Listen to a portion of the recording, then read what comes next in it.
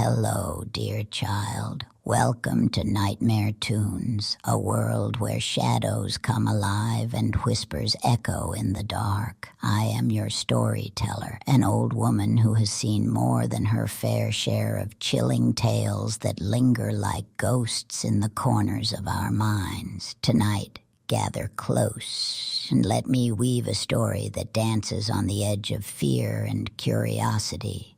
A venture into the heart of the unknown where the unimaginable becomes reality. Are you ready to embrace the shivers down your spine? Then listen closely, for the journey is about to begin. In a quiet town, nestled between misty hills and dense woods, a family moved into an old Victorian house that had stood empty for years. The house had its charm, with creaky floors and antique decor that hinted at past lives. Young Ethan, a curious 8-year-old with an adventurous spirit, was eager to explore every corner of his new home. However, as he settled in, he began to sense that something was awry. Every night, as silence draped over the house, Ethan would hear whispers echoing through the halls. They were soft at first, like the rustling of leaves, but grew louder and more insistent as the days turned into weeks. At first, he thought it was his imagination conjured by the eerie shadows dancing on his bedroom walls. However, one evening he stumbled upon a dusty old journal hidden in the attic. Flipping through the yellowed pages, he discovered entries belonging to a boy named Jonathan, who had lived there decades ago. The tone was unsettling.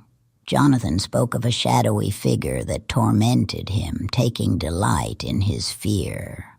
As the days passed, the malignant spirit began to reveal itself.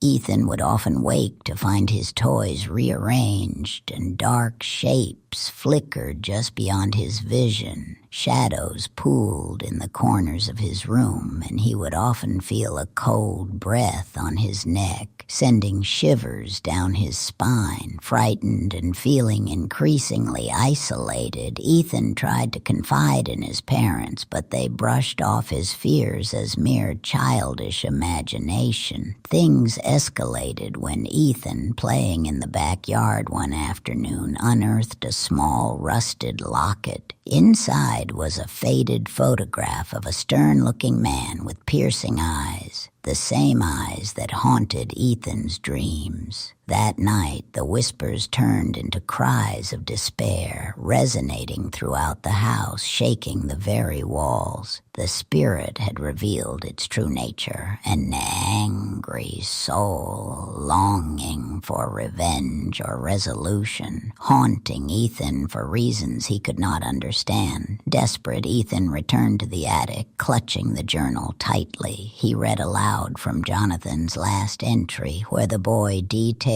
a ritual of closure, a way to free the tormented spirit. With a resolve born from fear, he gathered candles, a bowl of water. He recited the words from the journal, hoping to reach the soul trapped in his home. As he chanted, the darkness coalesced into a figure before him. It appeared before him not as a scary ghost, but as the distressed spirit of Jonathan. The young boy's face was a mix of sorrow and rage, and Ethan felt an overwhelming urge to comfort him. "You don't have to be angry anymore," he said softly. "Let go of your pain." Tears streamed down Jonathan's spectral cheeks, and with a nod he reached for the locket.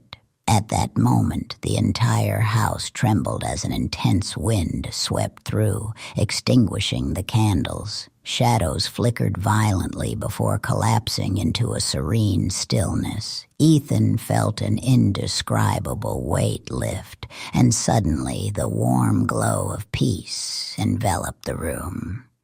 In the days that followed, the atmosphere in the house changed. The whispers faded, replaced by a comforting silence. Ethan's parents noticed the change in their son in the house, but they weren't quite sure what had happened. Ethan held on to the locket, keeping it safe as a reminder of that harrowing experience and the bond he'd formed with Jonathan. Yet, despite the newfound tranquility, the family decided to move out. They sensed that the house still held scars from its past, and while Ethan had accomplished something great, they could not shake off the feeling of unease lingering in the corners. As they packed up their belongings, Ethan took one last look at the home, whispering a soft goodbye to his friend.